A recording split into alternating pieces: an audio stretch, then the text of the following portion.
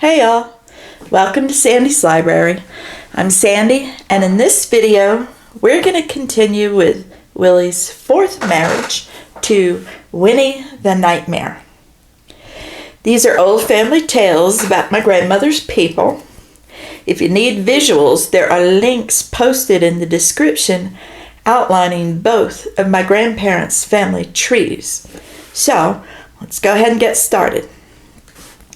Okay, so in our last video, Winnie had threatened to burn down the house.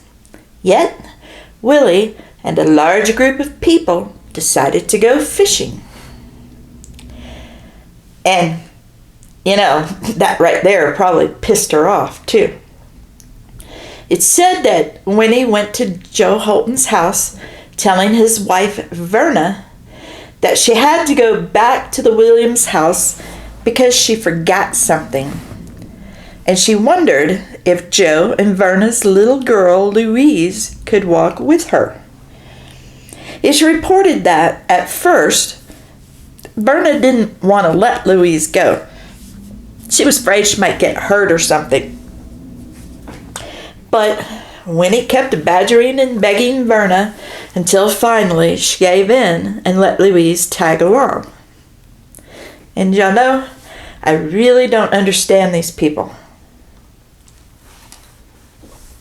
But as the story goes, Winnie and Louise went to the Williams house and then left. It's said that Winnie left Louise along the road a little way from the house, telling her that she forgot something and had to go back to get it, and that Louise should wait for her there. Winnie headed back to the house alone. I'm not sure why she wanted Louise to tag along in the first place. Maybe in some weird way she thought Louise was a good cover for what she was about to do. But I don't know, it's beyond me. Nevertheless, the Williams family smokehouse was full of cured meats, 3 bales of cotton, and numerous jugs of syrup that Willie had made the year before. They also had several buckets of flour and lard stored in the side room of the house. Winnie took a kerosene lamp from the kitchen and poured the fuel all over the house and the smokehouse as well. Then she walked back to Louise Holton like nothing was amiss. Our half-cousin never gave an age for Louise, but I looked at census records and she was born around 1919, so in 1928 she was about 9 or so. And that's old enough to be observant of her surroundings. She reported that on their walk back to the Holton house, Winnie stopped periodically to look back over her shoulder. When they reached the hilltop near the Holton farm, Winnie stopped and stared off in the direction of the Williams farm for the longest time. They were gone long enough for Verna to start to worry, and she came outside to look for them. That's when she saw the smoke. And the next thing she saw was Winnie and Louise standing nearby. To Verna, Winnie appeared to be staring directly at the smoke. So Verna calls out, "Mrs. Williams, isn't that Mr. Williams' house on fire?" Winnie looked at Verna asking, "Where?" Verna said she was confused by Winnie's reaction and told her, "Right over there where you were looking." She stated that Winnie looked back in the direction of the Williams house and said, "Yep, looks like the damn thing's on fire." Yet Winnie made no attempt to go to the house's aid. "Well, Lord," Verna said, "maybe you should go and try to do something." To which Winnie replied, "Hell, I'm not going back there. I'm not having anything to do with it." It baffles me to no end, y'all, why these people tried so hard to reason with a crazy person. Like my grandma said, it's like poking a bear. It's said that Heman Williams was out plowing the fields, but by the time he saw the smoke, it was too late. The Williams house burned to the ground, and Willie lost everything. Meanwhile, Willie's over at Shenny Lake having a good old time with the Fuller family, whom he still considers his in-laws 20 years after Lizzie's death. And they're having a fish fry right there at the lake. And people are surprised that when he burned the house down. I mean, you just can't treat people like shit and not expect them to retaliate, especially the crazy ones. So anyway, Jim Fuller shows up to give Willie the news. And I love our half-cousin's spin on this too. He says, they all tried to stay and make what they could of their dinner, but it was no way anyone could enjoy the dinner knowing this tragic news. Hell, if I was out and about with my friends and somebody came up and told me that my house had burned to the ground, I'd be out of there. But they're all like, the house is gone, so what the hell? Let's just stay here and enjoy ourselves. Look, I get that there's nothing you can do after the fact, but I'd have to go at least look to see if I could salvage anything. Plus, in the event of arson, I'd be looking for justice. Our half-cousin says the loss of Willie's home and all of his personal possessions nearly killed him. Yeah, as we can tell by how quickly he rushed back home once he heard the news. Among Willie's possessions were pictures of Lizzie and their two sons, Shelton and Alvin, who had died in Arkansas ages ago.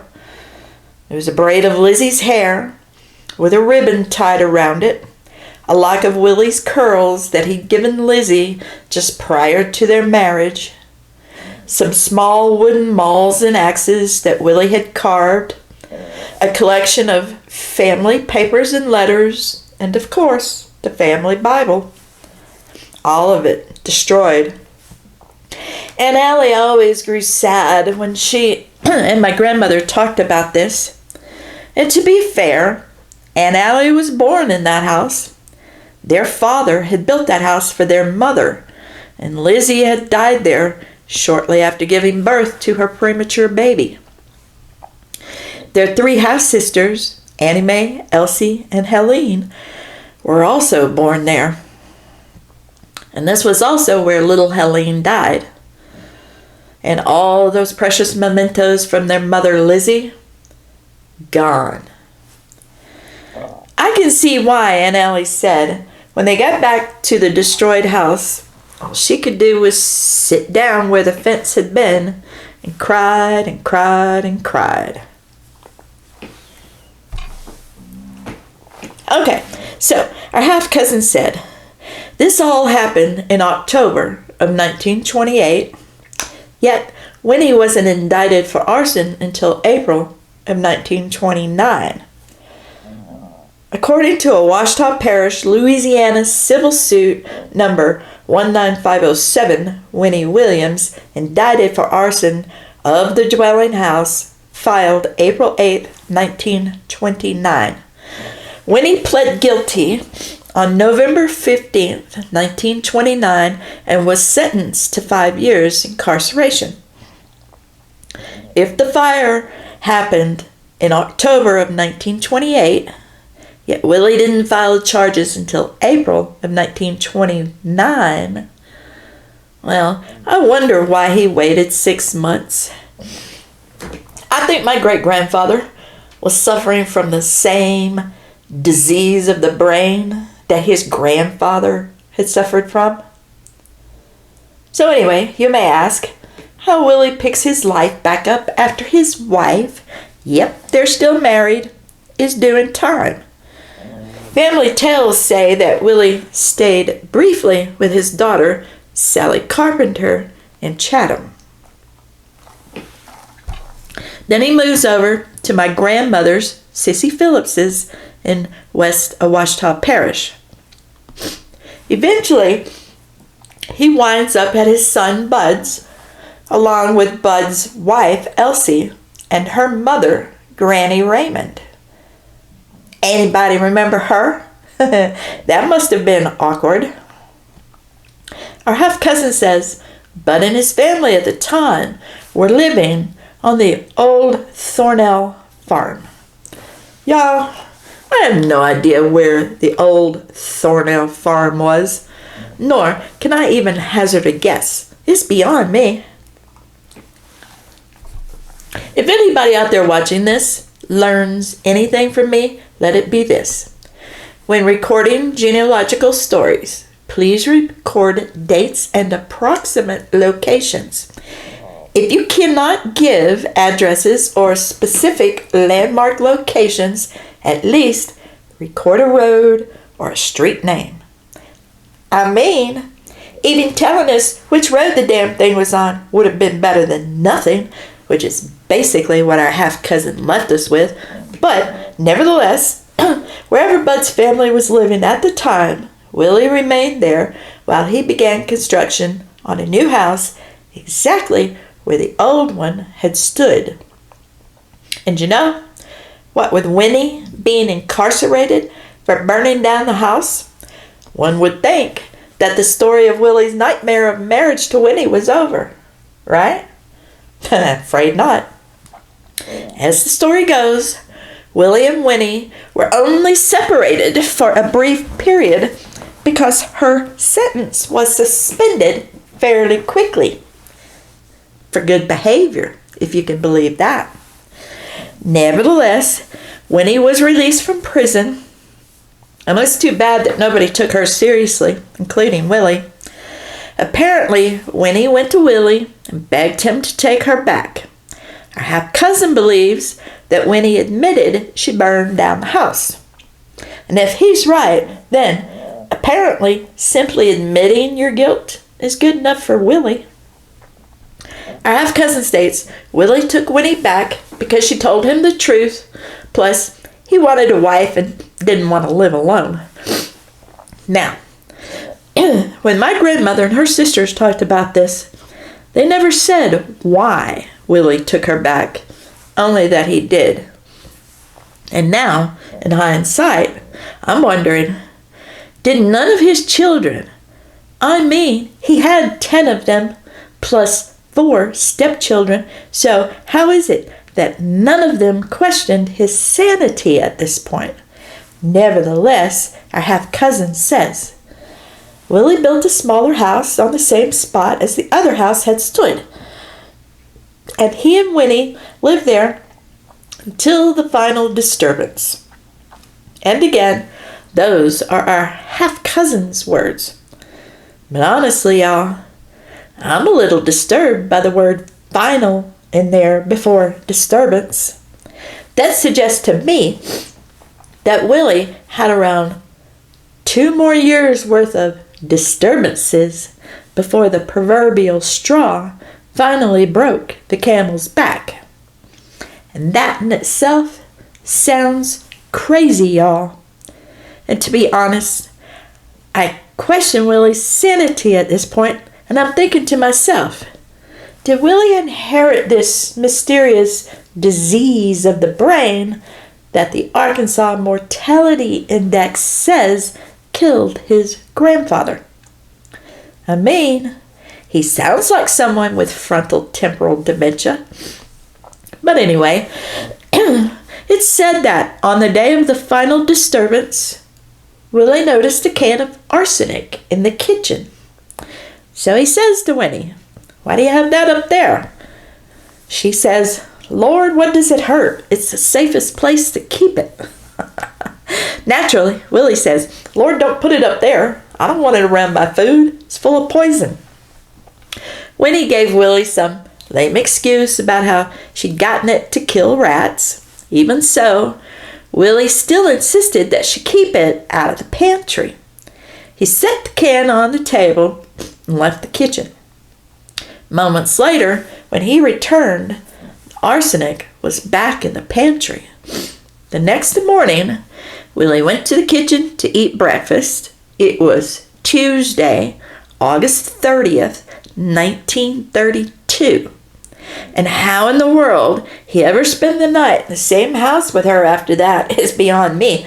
But anyway, a plate was already on the table waiting for Willie. The biscuits on his plate were already buttered. Our half-cousin says Winnie started doing that after seeing Willie's grown daughters do it for him when they were around.